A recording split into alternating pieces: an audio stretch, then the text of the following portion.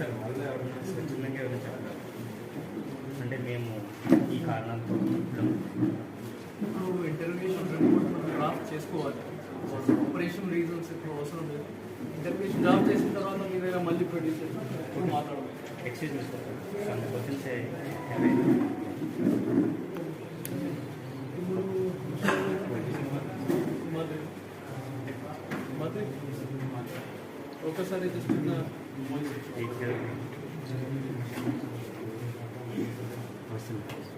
అక్కడ నుంచి అక్కడ